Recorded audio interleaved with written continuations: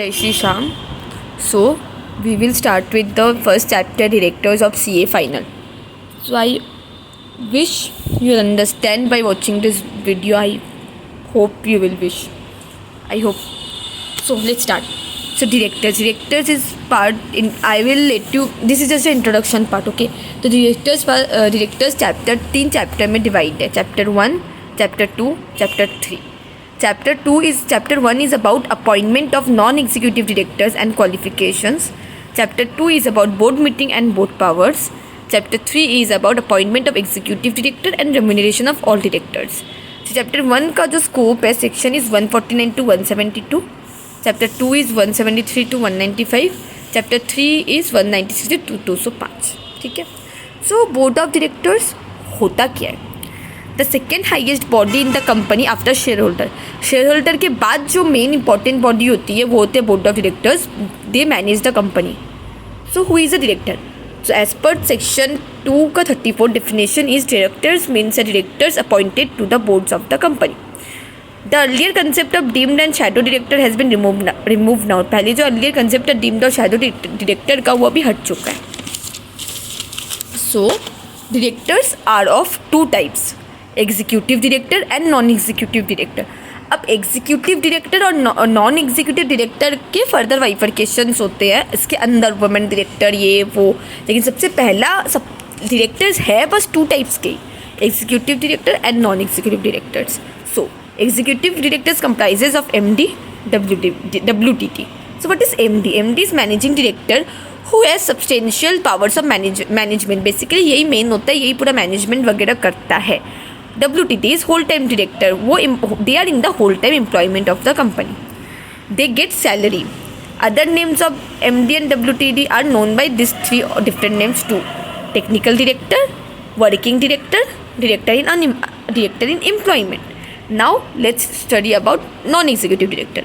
Non-executive directors are also known as independent directors. They have supervisory and advisory role in the country. उन लोग बस supervise करते हैं, कुछ मैटर पे एडवाइस करते हैं. उन लोग डे टू डे मैनेजमेंट में कुछ नहीं करते. They get remuneration in the form of commission. इनको कमीशन के फॉर्म में रेम्यूनरेशन मिलती है, कुछ पार्ट ऑफ सेल्स ले लो या कुछ भी. They have this other names: ordinary directors, part time directors, director simpliciter and as a normal director भी इनको बोलते हैं. नाउ द अमेंडमेंट जो ये है, all type of directors are now entitled to remuneration in case of loss or inadequate property as per slab schedule 5 में जो दिया हुआ है. पहले क्या था ना, सिर्फ शायद वर्किंग डायरेक्टर्स को ही रेम्यूनरेशन मिलता था इन केस अगर लॉस होता था, तो पर अब सबको मिल सकता है शेड्यूल 5 में जो स्लैब्स है उसके अकॉर्डिंग. So let's start. सबसे पहले अपन बुक में देखेंगे page 1.2. So this is my book, page 1.2.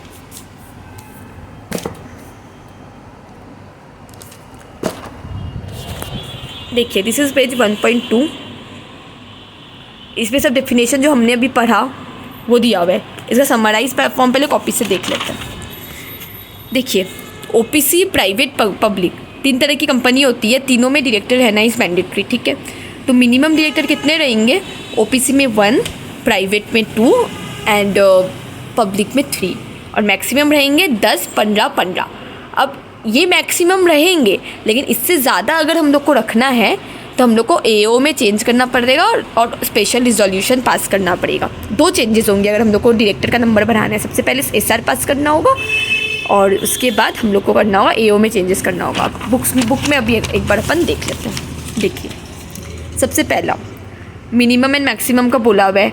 C every company shall have a board of directors consisting of individuals, and directors shall have minimum number of 3 directors in case of public company, 2 directors in case of private company, 1 director in case of 1 person company. फिर देखिए special resolution, maximum 15 director हो सकते हैं provided that a company में appoint more than 15 directors after passing special resolution. And इसमें exemption है. Non profit organisation and government company को they can have more than 15 directors without passing special resolutions. उसका punishment है under section 172 में. उसके बाद article of association, table F. Usually companies specify maximum number of directors in their articles of association. If the company wants to increase this, then it has to alter articles of association under section 14। अगर आप लोग को ज़्यादा बढ़ाना है तो सबसे पहले एसआर तो पास करना होएगा ही, फिर एसआर में पास करने के बाद आर्टिकल से भी आपको बढ़ाना पड़ेगा। सो इसके बेसिस पे क्वेश्चन नंबर 1 है जो we can now you can easily solve question number 1। So let's go. So this is the question answer वाला बुक।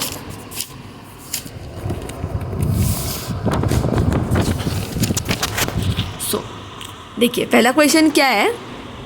एज पर articles of association the maximum directors of each of the following companies 9 है, ठीक है। गुडहट company limited, so this is public company, public company sorry. Frontline trading private limited, ये भी आपकी private company है। और Hindustan bank limited government company है, ठीक है। The board of directors aforesaid companies propose the increase of directors, मतलब 9 इन लोग के आर्टिकल्स ऑफ एसोसिएशन में मेंशन है। And board of directors want to increase from the number 9 to number 18। So इनको क्या क्या करना पड़ेगा। सबसे पहले हम लोग को प्रोविजन बताना पड़ेगा that every listed company minimum number of and maximum number of directors we first have to state the provision. What is the provision. So every company can shall have board of directors consisting of individuals directors होगा। And shall have a minimum number of 3 directors in public company, 2 directors in private company and 1 directors in OPC, and maximum number of 15 directors, provided that the company may appoint number of 15 directors by passing a special resolution. Special exemption to this is government company and section 8 companies. Conclusion. In the given case, since the number of directors proposed to increase 18, Goodhart company Frontlight will require to comply with the following conditions. That is, pass special resolution to increase the number of directors from 9 to 18, and then pass special resolution to alter the articles of association so as to increase the maximum number of directors in articles of association. And then Hindustan Zinc Limited is a government company, has to follow step B as it is exempted from maximum limit of the directors. So इसको बस ओआ से इसको कोई exemption नहीं होगा तो इसको चेंज कराना ही पड़ेगा बस। This is the question and we have successfully solved this question. So about women director we will read from the book.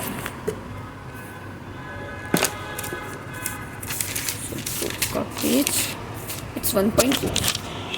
Further the requirement of women director specify की गई है कि provided that the such class or classes of company as may be prescribed shall at least have women director. So every listed company should have at least every listed company की तो कोई limit ही नहीं है, इसको तो women director होनी ही पड़ेगी। फिर every other public company having more than equals having PUAC more than equals to 100 crores or every other public company having turnover more than equals to 300 crores. और new company shall comply with such provision within 6 months from the date of its incorporation. फिर intermediate vacancy क्या है। Intermediate vacancy basically बीच में कोई vacancy, साल के बीच में कोई वैकेंसी राइज हो जाती है। मान लीजिए रिक्वायरमेंट एक वुमेन डायरेक्टर की मिनिमम की थी, वो हट जाते हैं, कुछ हो जाता है तो फिर क्या करना है, सो उसके ऊपर ही है। और जिसके पास एक ही डायरेक्टर होती है वुमेन उसी में ही आता है, तो यही है। The term intermediate vacancy means vacancy arising between the dates of 2 general meeting से बीच में जो वैकेंसी आती है उसको इंटरमीडिएट वैकेंसी बोलते हैं। Intermediate means something occurring in between and therefore since there is no general meeting in near future the company does not have legally required woman director, so rules permit the board of requirement to cause appointment and intermediate vacancy of woman director shall be filled up by the board within later immediate next board meeting और 3 months from the date of vacancy. दोनों में से जो भी होगा letter उस पर हम लोग अपॉइंट कर देंगे। द PUAC और टर्नओवर एज द केस में भी एग्जिस्टिंग और द लास्ट डे ऑफ हम लोग ऑडिटेड FS के देखते हैं PUAC और टर्नओवर।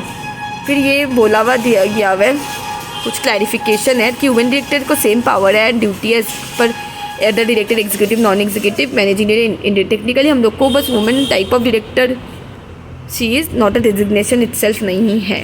उसके बाद ये टॉपिक वुमेन डायरेक्टर का अपन ख़त्म करते हैं। वुमेन का ख़त्म करने का 2 का 1 में क्वेश्चन है। So let go for the question book for solving this question.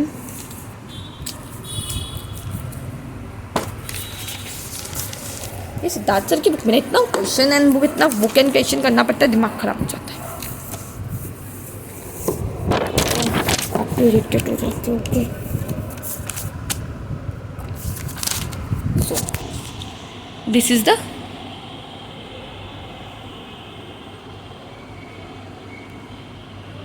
examine the validity and appointments with reference to the provision of the Companies Act. ठीक है। The board of directors of MNP Limited appointed Miss Neha as a woman director in the board meeting held on 10 September 2018 को ये board meeting में appoint हुई है. The said appointment was made to fill the vacancy of the women director who had appointed as a result of resignation of Miss Sheila. जो शीला 30 जून को resign करती है, फिर नेहा को 10 सितंबर में अपॉइंट करते हैं. अब यही बोल रहा है कि अपॉइंटमेंट वैलिड है कि नहीं.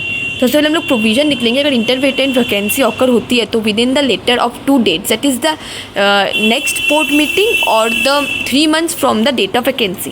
तो 30 जून से 3 months कितना होता है? 30 जुलाई, 30 अगस्त, 30 सितंबर. सो दोनों का लेटर तो 10 सितंबर को अपॉइंट हो जाए तो इट्स टोटली फाइन. फिर बोलते हैं वीडियो आंसर भी different board meeting of the company held on 18 अक्टूबर. कोई इशू नहीं है. अगर 18 अक्टूबर को भी होता है विद इन तो लेटर ही डेट है, विद इन 3 months और next board meeting whichever is later. तो हम लोग ये कंसिडर करेंगे कि वैकेंसी के बाद यही नेक्स्ट मीटिंग है, इसके बाद और कोई मीटिंग नहीं हुई है. So let's go for the answer. The following company shall have at least 1 woman director, that is every listed company.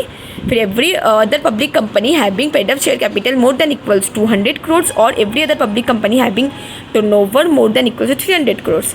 और any intermittent vacancy for women director shall filled up by the board to the letter of immediate next board meeting or 3 months from the date of such vacancy. फिर conclusion क्या है? As per the above provision, the appointment of Miss Neha is valid. The vacancy of woman director of MNP Limited, which arose 30 June 2018 to resignation of Miss Sheila, should be filled up latest within 3 months from the date of the board meeting, which is earlier. That is, since Neha was appointed in the next board meeting after the vacancy arose on 10 September, the appointment is valid. The answer will remain same if MNP Limited is appointed Miss Neha in the board meeting on 18th October, provided that the said meeting is the first meeting after the 30th June, after the resignation of Miss Sheila. So ये अपना solve हो जाता है. Let's move to the copy.